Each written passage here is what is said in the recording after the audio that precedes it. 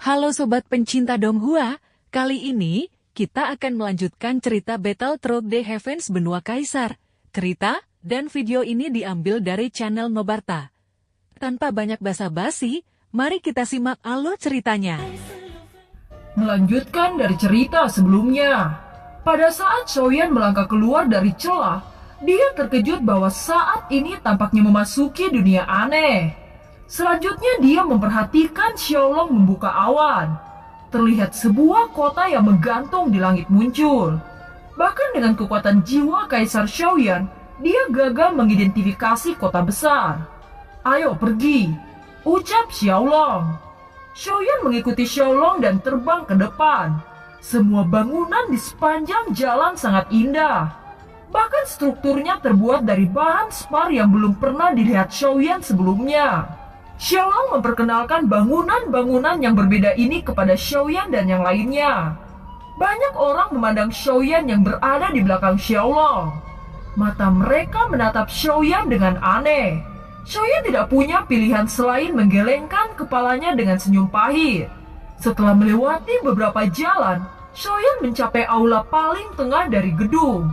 Itu merupakan tempat paling penting bagi keluarga Xiao.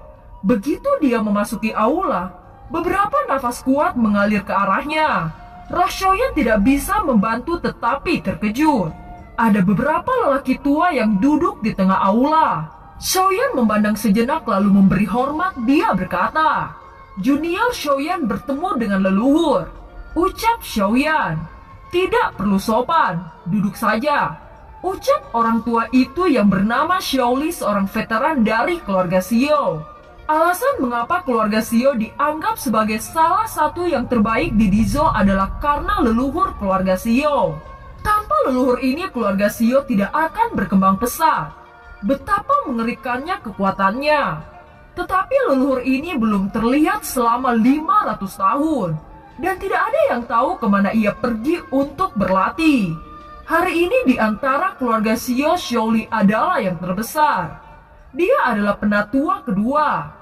Dan statusnya di atas Xiaolong. Dia memutuskan segala sesuatu dalam keluarga. Xiaoyan tidak menunda.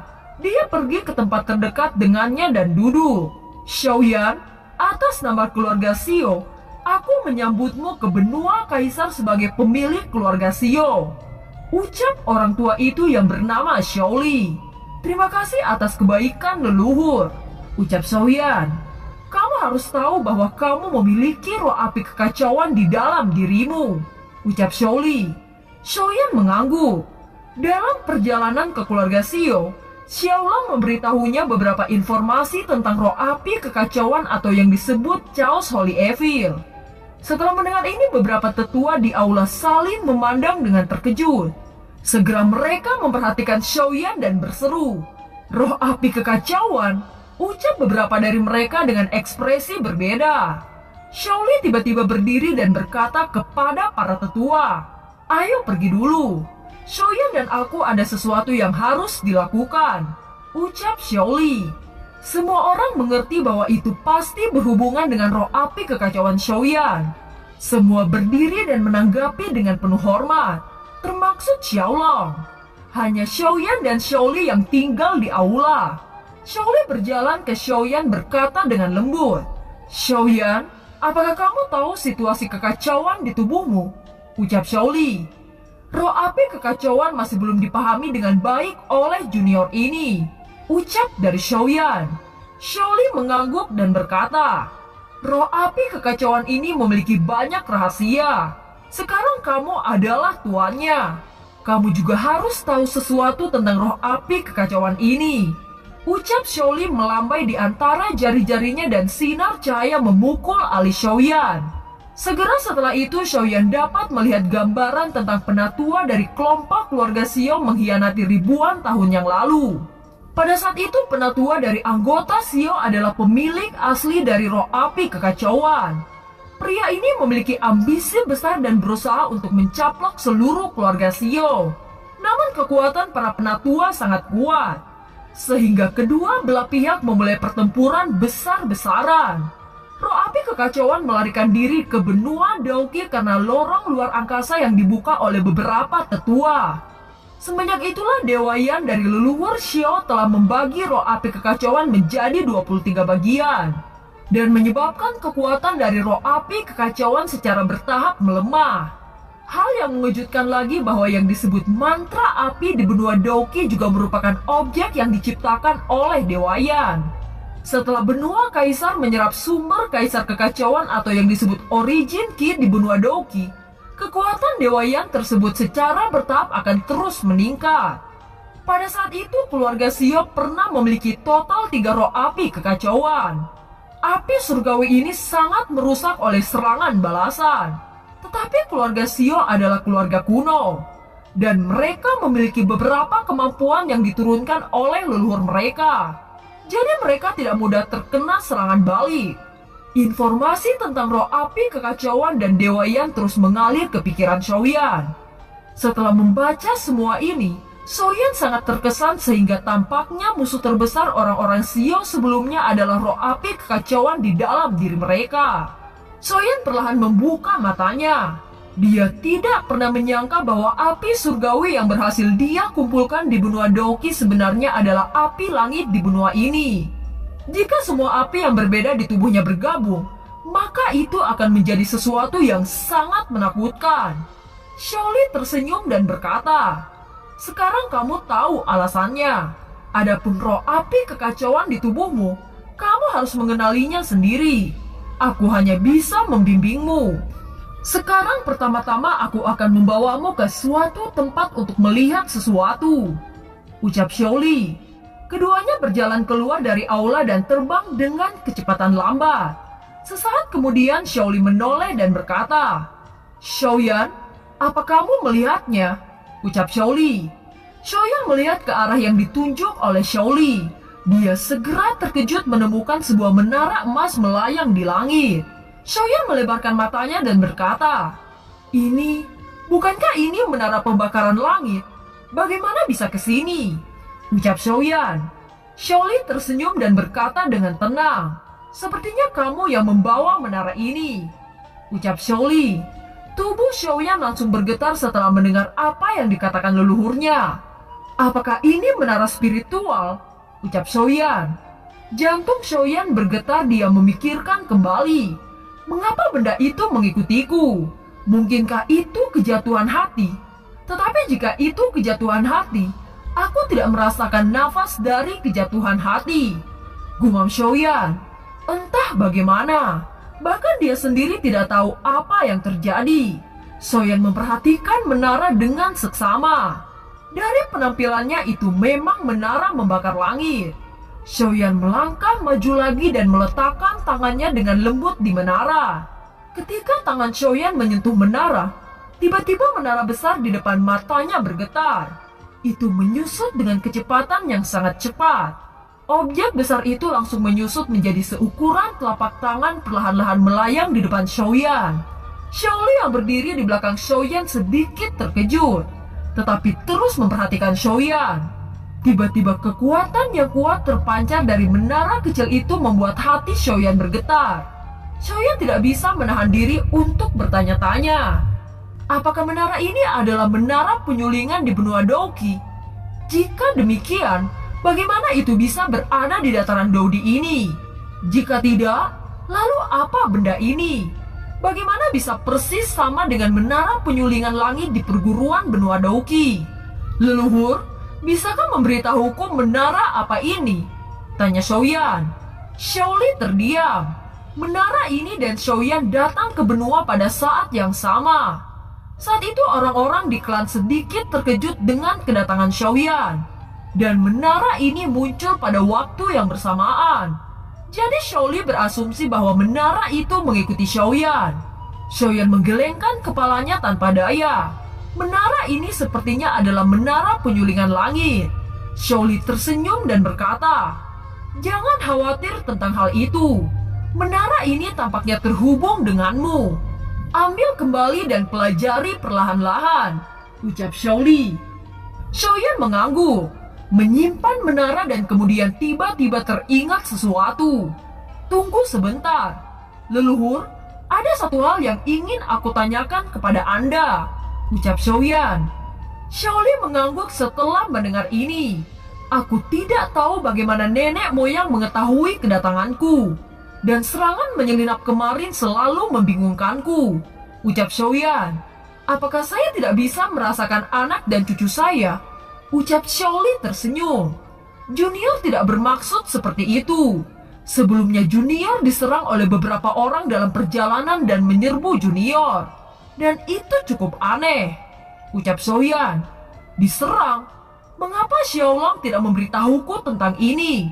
Ucap Xiaoli dengan ekspresi jelek. Apa kamu mengenali mereka? Tanya Xiaoli. Xiaoyan ragu-ragu sejenak sebelum dia berkata. Dia disebut Yi Yizi, ucap Xiaoyan. Berani sekali dia. Aku akan menyelesaikan masalah ini. Kamu tidak perlu terlalu khawatir. Kamu harus mencoba untuk tidak keluar untuk waktu 1 tahun. Setelah masalah ini selesai, saya akan mengirim seseorang untuk membawamu keluar untuk berlatih, ucap Xiaoli. Xiaoyan mengangguk. Ketika dia datang ke benua ini, dia benar-benar perlu meluangkan sedikit waktu untuk memahaminya. Tiba-tiba Xiaoyan memikirkan tujuan utamanya tentang menghidupkan Xiao Xuan. Dia segera bertanya, leluhur, ada satu hal lagi untuk ditanyakan kepada leluhur. Dengan hanya ada jejak jiwa bisakah menghidupkan seseorang kembali? Ucap Xiaoyan. Jika hanya jejak jiwa yang tersisa itu tidak akan mudah. Namun apakah orang ini dari keluarga Xiao? Tanya Xiaoli. Itu juga keluarga dari keluarga Xiao. Bisakah leluhur memiliki jalan? Ucap Xiaoyan. Xiaoli mengangguk dan berkata, ada cara untuk melakukan ini. Tetapi dengan kekuatanmu saat ini, sangat sulit melakukannya, ucap Xiaoli. Saat Xiaoyan mendengar bahwa ada jalan, dia seketika sangat gembira. Jika leluhur Xiao Xuan tidak membantunya, Xiaoyan mungkin tidak akan mencapai tahap ini. Tolong untuk memberitahuku dengan bagaimana aku bisa membangkitkan leluhur Xiao Xuan. Aku akan melakukannya dengan cara apapun, ucap Xiaoyan. Xiao Xuan? Ucap Xiaoli mengerutkan kening ketika dia mendengar nama Xiao Xuan. Bagaimana mungkin nama itu begitu akrab? Tetapi dia tidak dapat mengingatnya untuk sementara waktu. Xiaoli berkata kepada Xiaoyan, hanya ada satu cara. Kamu harus tahu klan obat kan? Ucap Xiaoli. Aku tahu klan obat. Namun apakah ada juga klan obat di dataran Dodi? Ucap Xiaoyan. Para klan obat berada di arah barat daya. Jika kamu cemas, saya akan mengirim beberapa orang untuk pergi denganmu, ucap Xiaoli. Xiaoyan melambaikan tangannya dengan terburu-buru dan berkata, soal itu tidak perlu. Terima kasih kepada leluhur. Junior ingin mengandalkan kekuatanku sendiri, ucap Xiaoyan. Baiklah, anak kecil, aku juga akan memberimu bantuan tentang Chaos Nobel God. Hari ini kamu kembali untuk beristirahat, dan aku akan membawamu ke tempatmu, ucap Xiaoli. Tiba-tiba ruang bergetar dan terlihat seorang berlari dengan tergesa-gesa. Dia berlutut dengan satu lutut dan melaporkan kepada Xiaoli. Penatua kedua, meterai binatang hantu sedang bergetar hebat, ucap orang itu. Wajah tersenyum Xiaoli membeku setelah mendengar ini. Tanpa sepatah kata pun dia pergi melalui kekosongan. Di ruang ini Xiaoyan tidak bisa mengerahkan kekuatannya sendiri dalam hal kecepatan dan kekuatan. Jadi Xiaoyan membuka sayap dan segera terbang di kejauhan. Ruang mulai bergetar tajam dan banyak bangunan jatuh. Xiaoyan juga terkejut. Kekuatan jiwa di alisnya melonjak seperti gelombang pasang. 2 sinar cahaya di tangannya meledak di pilar batu. Itu seperti melindungi seluruh langit, tetapi pilar tidak berhenti bergetar. Sebaliknya semua rumah dan bangunan di sekitarnya mulai bergetar hebat. Pada saat ini Xiaolong dan beberapa penatua juga datang. Xiaoyan berdiri tidak jauh dari sana dan memandangi bangunan-bangunan yang bergetar di sekitarnya, seolah-olah akan runtuh di detik berikutnya. Dalam sekejap seluruh langit diselimuti ki yang berwarna-warni. Xiaoyan melihat di kejauhan pilar setinggi langit yang masih bergetar. Merasakan paksaan yang kuat ini, wajah Kaisar Satu Bintang telah banyak berubah. Mereka tidak mampu menahan tekanan ini dan mundur menjauh. Hanya Xiaoyan, seorang Kaisar Bintang Satu awal yang tampaknya tidak merasakan tekanan yang kuat ini. Saya masih ingin bergerak maju, ucap Xiaoyan. Pada saat ini beberapa tetua keluarga Xiao bergegas ke depan dan menstabilkan pilar-pilar batu. Di tengah-tengah sinar cahaya ada sebuah pusaran besar terbentuk dalam kelompok cahaya. Pusaran itu masih mengembang. Ada embusan nafas yang sangat kuat di pusaran itu. Xiaoyan bahkan punya perasaan yang akrab.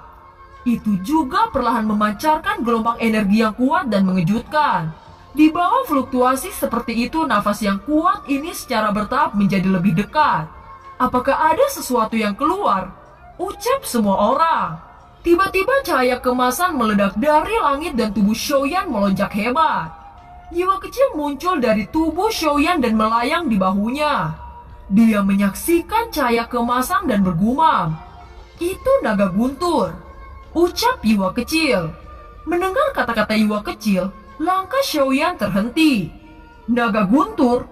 Mungkinkah ini adalah satu-satunya naga guntur yang dimiliki Xiaoyan ketika dia berada di benua Douqi? Mungkin dikatakan bahwa itu juga muncul dengan Xiaoyan. Sebelumnya menara penyulingan dan sekarang naga guntur emas. Naga setinggi langit bangkit dan menara yang mempesona melintas di atas naga besar itu. Xiaoyan juga cukup terkejut. Dia tidak berharap menara dan naga petir bisa mencapai kekuatan Kaisar dalam waktu yang singkat. Para tetua terkejut dan hampir berteriak serempak. Naga petir emas? Setelah naga petir keluar, ruang di sekitarnya akhirnya berhenti gemetar dan menjadi tenang. Banyak orang dari keluarga Xiao menatap naga emas 100 meter di langit. Setelah naga petir berputar-putar di udara, dia berhenti perlahan menatap diam Xiaoyan. Matanya menatap dengan tenang. Xiaoyan juga tampaknya mendengar panggilan jiwanya. Xiaoli melihat sesuatu yang salah. Dia tahu asal-usul dan kekuatan dari 9 naga guntur emas hitam ini. Dan tampaknya 9 naga guntur emas hitam masih memiliki kebijaksanaan. Jenis kehidupan yang dihasilkan oleh eliksir ini sangat misterius. Hanya ketika eliksir pemurnian muncul sebagai guntur, ada peluang yang sangat kecil untuk membentuk tubuh naga. Terlebih lagi itu membentuk kecerdasannya sendiri. Dan film pun berakhir. Terima kasih telah menyimak dari awal sampai akhir ya. Sampai jumpa.